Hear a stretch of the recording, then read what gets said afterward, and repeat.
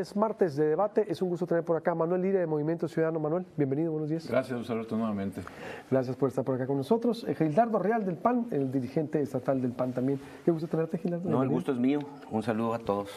Y también Alejandro Cepeda, de Morena. Bienvenido. Gracias, Luis Alberto. A ver, vamos a iniciar. Pues, ¿cómo va la campaña del Senado? El Fondo Minero, lo hemos abordado ampliamente. Leo Fabio Beltrones puso el tema en la mesa y han surgido diferentes reacciones, Gildardo. ¿Cómo ves las campañas al Senado? ¿O nos vamos por el Fondo Minero o nos vamos por el rumbo de la campaña del Senado? El tema del Fondo Minero es un tema que sale precisamente de la campaña del Senado. Nuestros candidatos, que es Mario Fabio Beltrones y es Lili Telles, pues andan en los municipios. Y cuando andan en los municipios, les platican, les sugieren, les piden, les exigen un cambio de rumbo. Este es el punto que traemos. Y no es un deseo nada más que cambie de un partido por otro, sino es el tema de la campaña, si es la continuidad por un mal gobierno, por un desastroso gobierno en muchas materias, en salud, en tema de violencia, en tema de economía, etcétera. Y el tema del fondo minero es una queja de muchos de los municipios de Sonora. Son 20 y tantos municipios, creo que 24 municipios. Todo el mundo habla de Cananea y de Nacosari, pero son 24 municipios que dejaron de tener este recurso tan importante.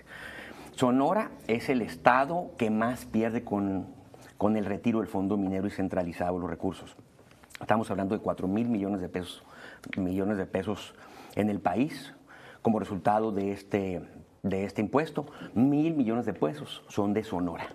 Estamos hablando de que en muchos municipios le estás quitando lo básico, porque ahora este gobierno de Morena le quitó todos los recursos a todos los municipios, están abandonados. Lo único que reciben ahorita es el tema de los autos chuecos, pero el fondo minero le quitó recursos a municipios básicos que para ellos era bastante importante para vivir, como Cucurpe, que ahorita tú vas a Cucurpe y vas a ver que no hay corrupción, vas a ver que todo el pueblo está pavimentado con concreto hidráulico, y así es Santa Cruz, y así sucedió en Magdalena, y así sucedió en Zaguaripa y muchos de estos. Esas son las quejas que nos dan a nosotros. Claro que tenemos que regresar el fondo minero, que nos ayuda mucho a los sonorenses, porque el dinero está en manos de los empresarios y tiene que haber derrama económica en esos municipios que benefician a estas empresas. También tiene que regresar las estancias infantiles y el seguro popular y muchos de los otros fondos que les han quitado a los municipios,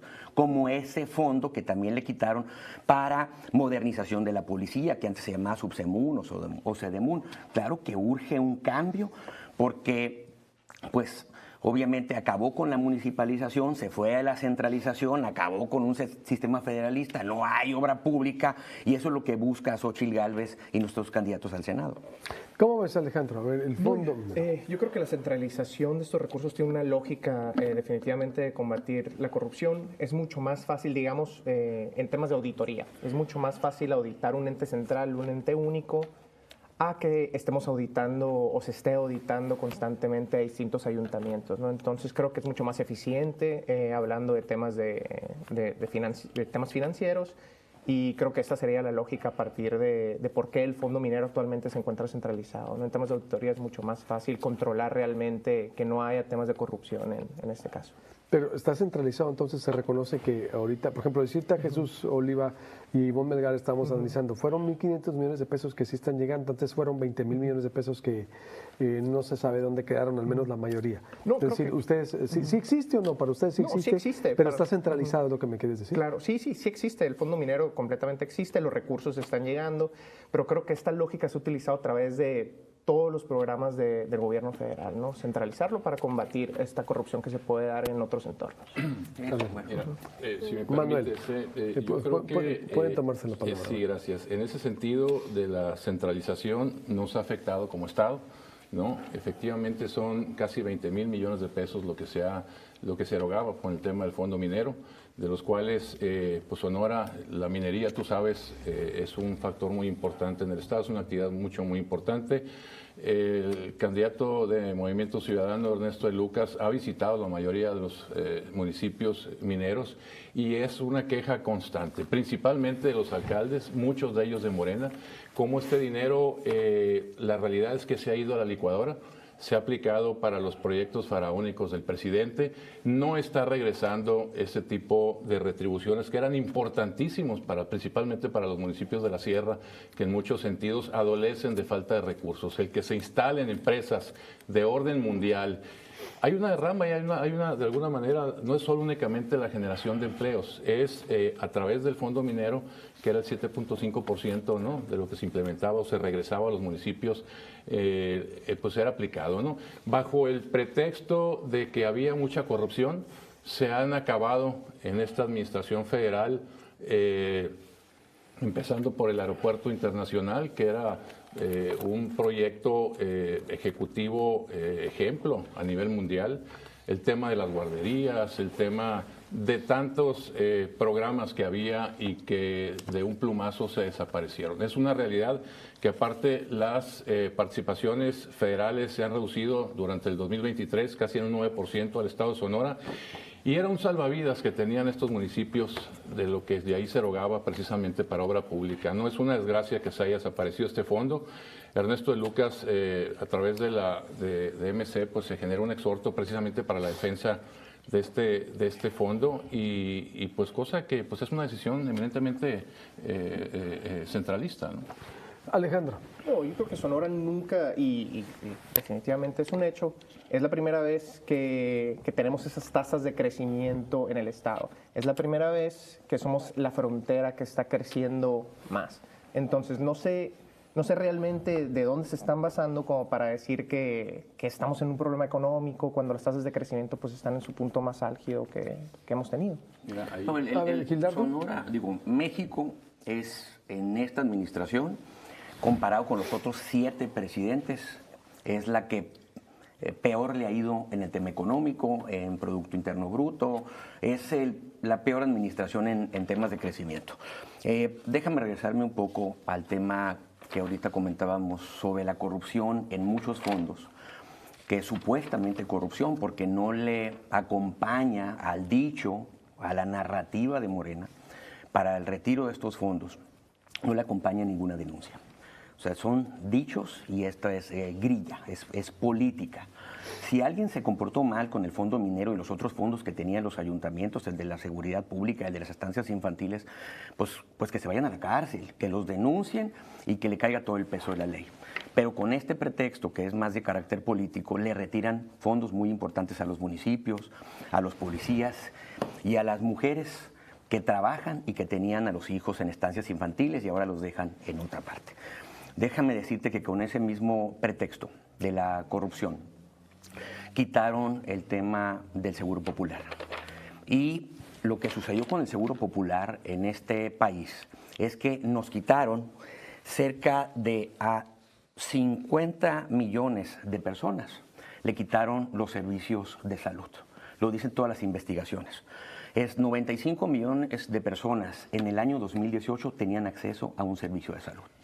Y con el retiro de este programa tan importante que era el Seguro Popular, y luego crearon esta porquería que se llama Insabi, que no sé quién la hizo, pero seguramente también en ese caso hubo corrupción, pues le quitaron el acceso a muchísima gente y a la gente más pobre de este país, acceso a medicamentos, a tratamientos. Y la verdad es que con este mismo pretexto de la corrupción, que como narrativa es la adecuada, pero no ha cambiado absolutamente nada. El 74% de los mexicanos, dice Consulta Mitofsky, que se siente que ha crecido abismalmente la corrupción.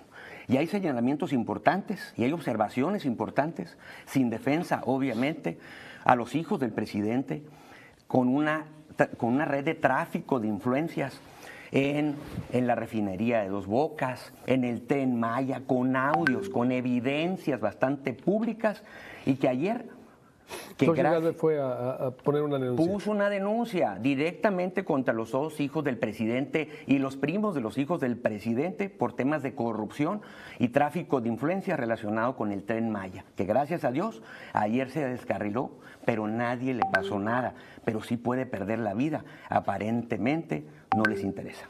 ¿Cómo ves, Alejandro Cepey, con la denuncia esta de Xochitl Gálvez también que ayer Gildardo pone? habla sobre el crecimiento del PIB y dice que nunca habíamos estado peor cuando con Fox se estuvo creciendo al 2.0, con Felipe Calderón se estuvo creciendo al 1.8 y con AMLO se está creciendo al 2.3, entonces no tiene mucho sentido. Está en 0.3. No, está en 2.3. Incluso la previsión de los bancos, la previsión del Banco Mundial siempre ha sido superada por realmente los datos, ¿no? ¿Cuál es la fuente tuya, Gildardo? ¿0.3? La Secretaría de Hacienda. Secretaría de Hacienda. Sí, la 0.3. Secretaría de Hacienda, y aquí te lo pongo, lo dice Reforma, no sé dónde está la cámara, pero aquí dice la comparación con los últimos 7 presidentes. 0.3, el peor presidente que hemos tenido en materia de economía, evidentemente en salud y en violencia también. ¿De dónde sacas tú el 2.3, Alejandro?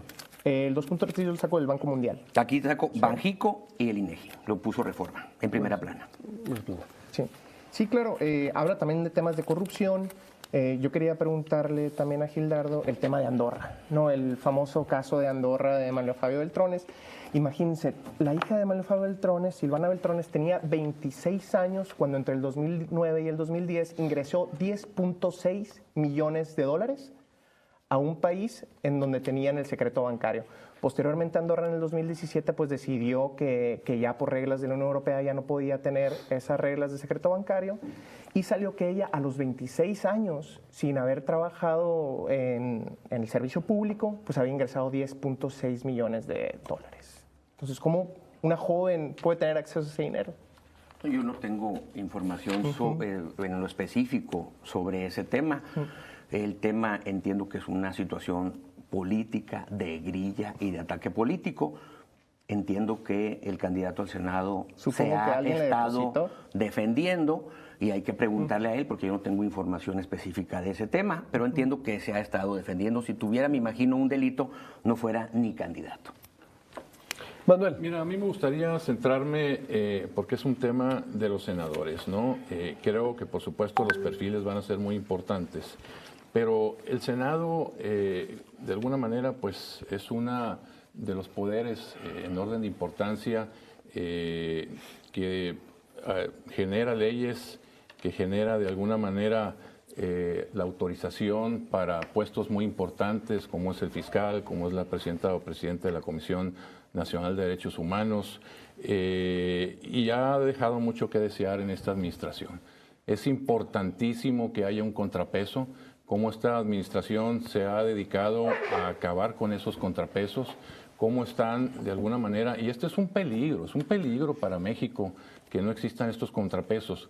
De ganar Morena la presidencia y de ganar en este caso la mayoría en el Congreso y por supuesto en la Cámara Alta, que es el Senado, representaría la desaparición de estos contrapesos, cómo se han dedicado en los últimos años a debilitar al Instituto Nacional Electoral y cómo se han dedicado el presidente principalmente en los últimos años con una voracidad tremenda a golpear al Poder Judicial, que es la única instancia relativamente independiente que tenemos para los 3 poderes que gobiernan una república como es la mexicana.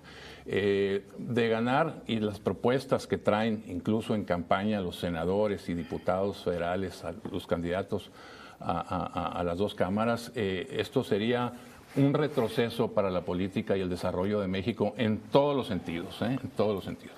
Alejandro, ¿cómo ves? O sea, de ganar de Morena, la amenaza que representa Morena de acuerdo a la interpretación de Movimiento Ciudadano. No, yo creo se que puede interrumpir, incluso también la regla de esa ley. Yo creo que la amenaza la tenemos desde que gobierna el PRI y el PAN, ¿no? Y ahora ya no la tenemos. Incluso continuando con lo del tema de Andorra, el magistrado de Andorra agregó el caso de 1997 en donde se le señala al candidato por el Senado del PRIAN que tuvo reuniones con narcotraficantes aquí en el estado y que incluso que le entregaron bolsas de dinero y uno de esos narcotraficantes fue Amado Carrillo Fuentes.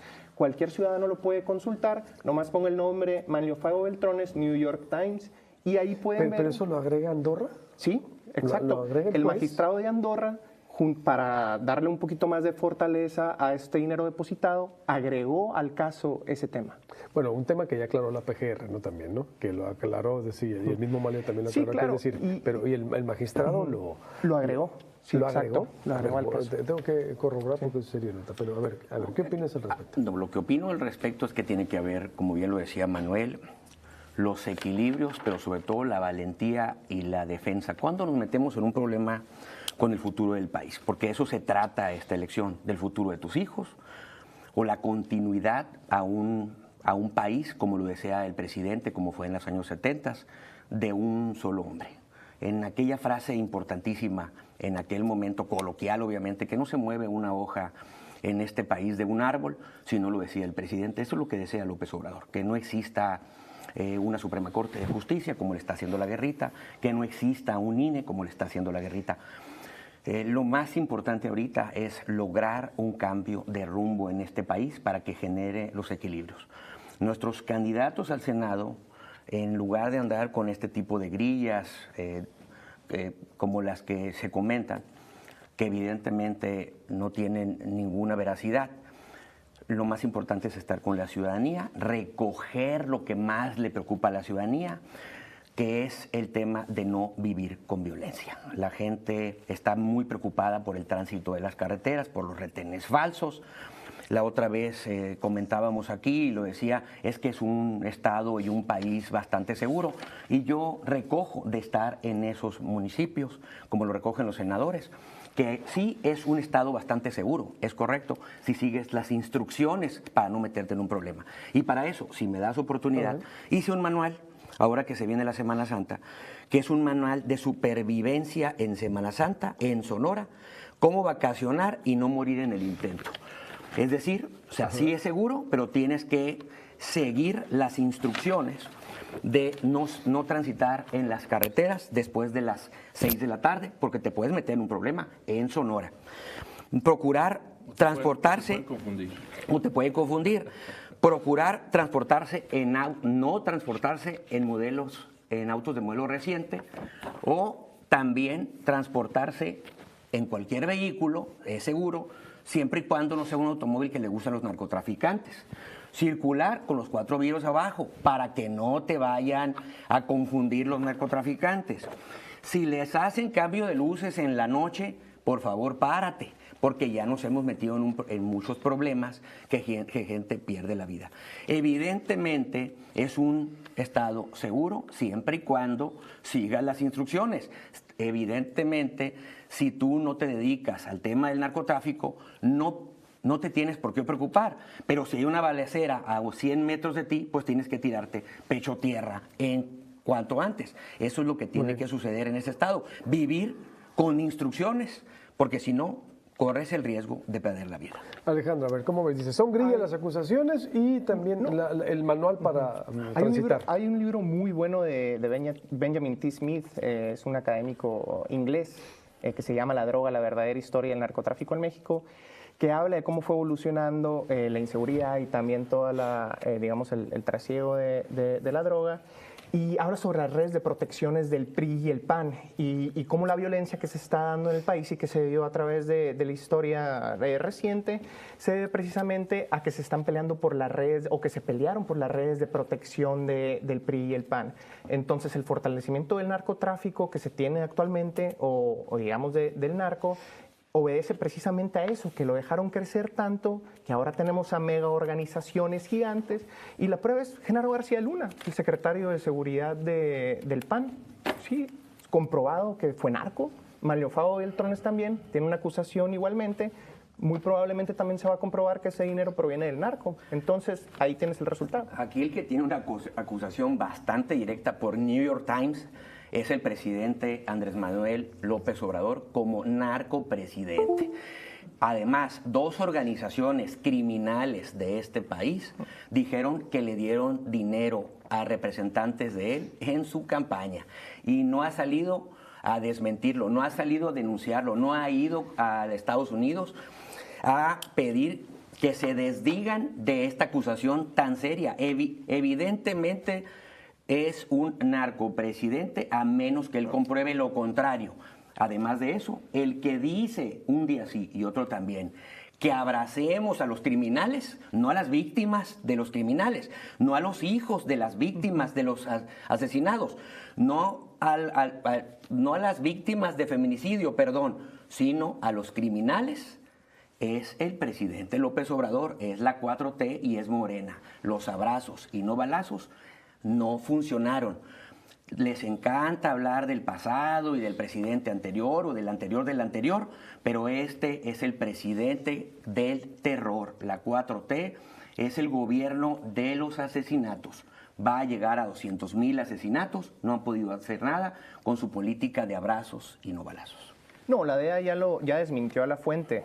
Incluso la DEA salió, ya hizo un comunicado, pero digamos, el que ya está probado, ya está sentenciado, ya se comprobó que recibió dinero del narcotráfico y estuvo en reuniones con narcotráfico, fue Genaro García Luna. Fue donde comenzó todo este tema. ¿Y qué tiene que ver con provocaron. nosotros? ¿Y qué tiene que ver con nosotros si no era panista, ni me imagino que no es periodista tampoco? Bueno, ¿qué tiene que ver con Xóchitl Gálvez y nuestra propuesta? El tema es hablar del pasado y hablar del pasado, porque no pudieron solucionar 5 años del presente, porque vivimos con 800,000 personas que fallecieron con el tema de la pandemia, más 200,000 asesinados con el tema de situaciones del narcotráfico y todo lo demás. Es 1,000,000 de muertos en esta administración. Les encanta hablar del pasado. Lo que estamos hablando es de corregir lo que no está sucediendo en temas de salud y de violencia, y tenemos que generar un cambio con Xóchitl Gálvez. Manuel, ¿cómo ves estas acusaciones de lo que está hablando, de lo que hablan? Ahorita que están mencionando mis amigos y compañeros el tema de la pandemia, ¿no? En esta administración, cuando en otros países se ejercía el 10% del Producto Interno Bruto para apoyar a las empresas principalmente y que no quebraran en esta transición sanitaria que tuvimos a partir del 2020, México no invirtió prácticamente nada, ¿no? Recurso que había, ahí estaba, ¿no? Y que siguió esta administración dándole prioridad a estos proyectos que no tienen pies ni cabeza. ¿Cómo se ha olvidado el presidente principalmente? Porque este es es un presidencialismo el que estamos viviendo, ¿no? ¿Cómo se ha olvidado de invertir, ¿no? La distribución del presupuesto no ha sido equitativa. Y la realidad es que como sonorenses, pues hemos estado olvidados de la mano de Dios, de la mano del centro, ¿no? La realidad es que si esto le sumamos igual a los 800,000 muertos por el mal manejo de la pandemia que se dio durante esta contingencia sanitaria y los más de 180,000 fallecidos por cuestiones de violencia, la realidad es que estamos convertidos como país en un polvorín. Nosotros vemos las noticias todos los días, cómo se ha generado violencia en buena parte de las entidades del país, cómo estamos perdiendo la batalla, ¿no? Ante el crimen organizado.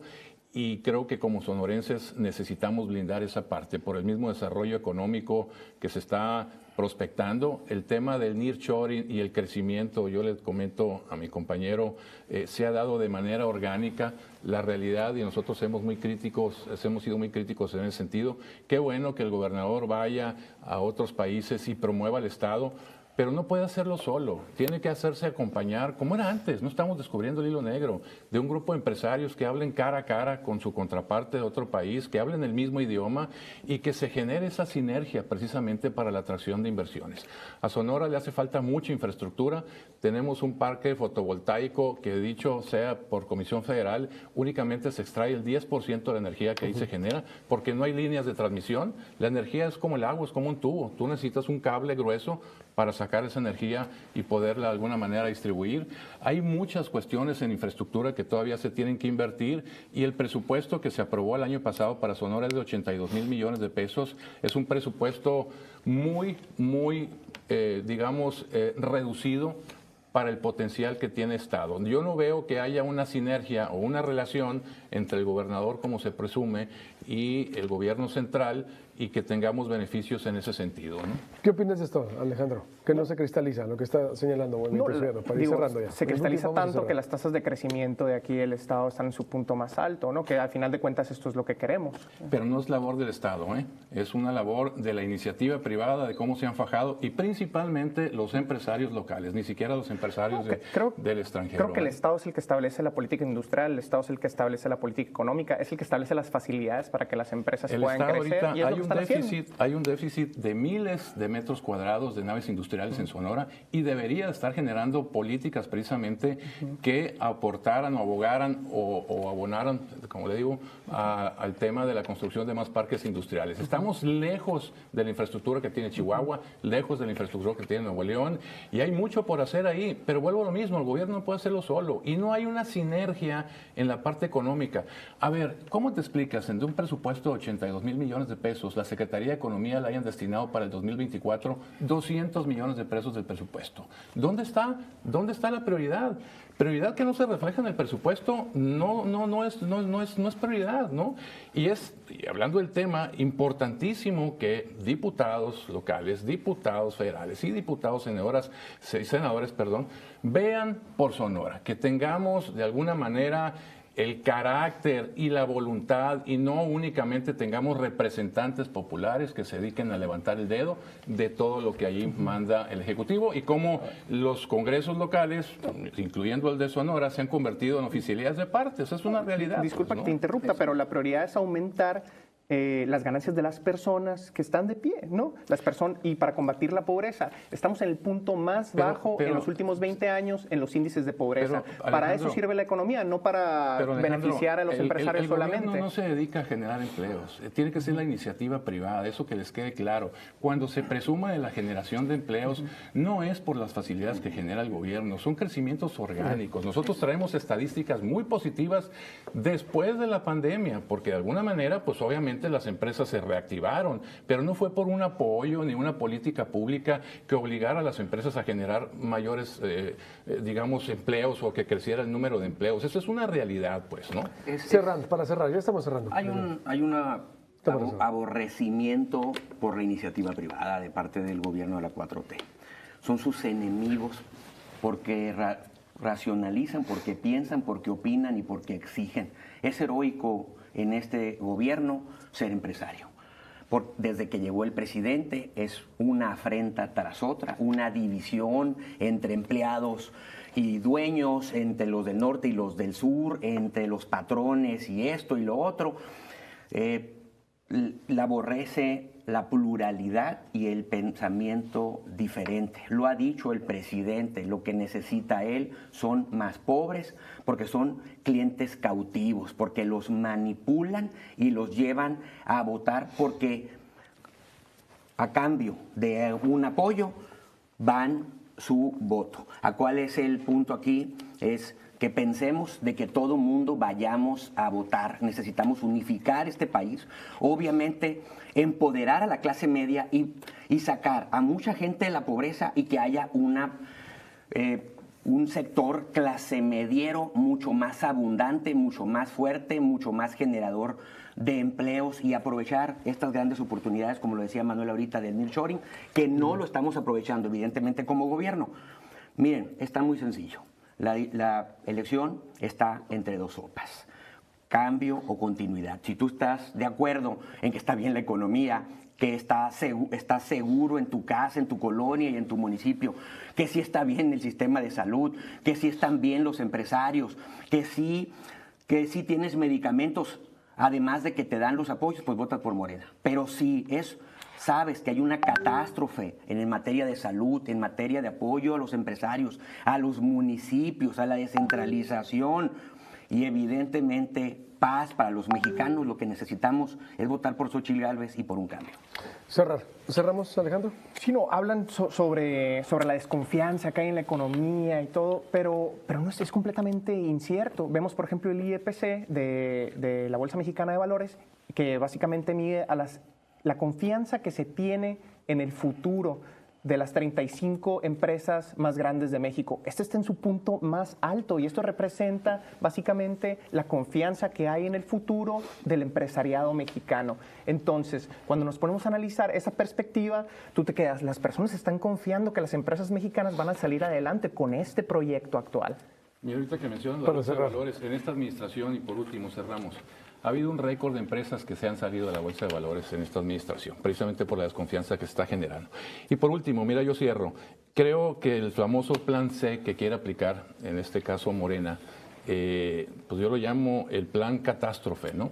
¿Cómo quieren hacerse la mayoría de la Cámara Baja y de la Cámara Alta precisamente para cambiar la Constitución? Va a ser importantísimo que en esta elección de 2024 no gane la izquierda. Va a ser terrible para este país. Y en este caso, Movimiento Ciudadano es una opción limpia, fresca, con el 85% de los candidatos que vienen de la sociedad civil, gente que se involucre, que quiere hacer las cosas por un cambio positivo para México, no en lo que nos estamos convirtiendo actualmente. Nos vemos el próximo martes. Gracias, Manuel Lira. Gracias, Gerardo. Gracias, Alejandro. Comparta este video, suscríbase al canal de YouTube, es gratis. Nos vemos cada martes. Va a estar este debate aquí en Proyecto Puente de manera fija, los miércoles al tú por tú, los jueves al tú por tú con abogados. Son la barra de al tú por tú con los partidos, al tú por tú los miércoles y al tú por tú con abogados, más otras sorpresas que les tenemos. Con permiso, Dios nos bendiga, Dios nos bendiga. Mañana nos vemos aquí.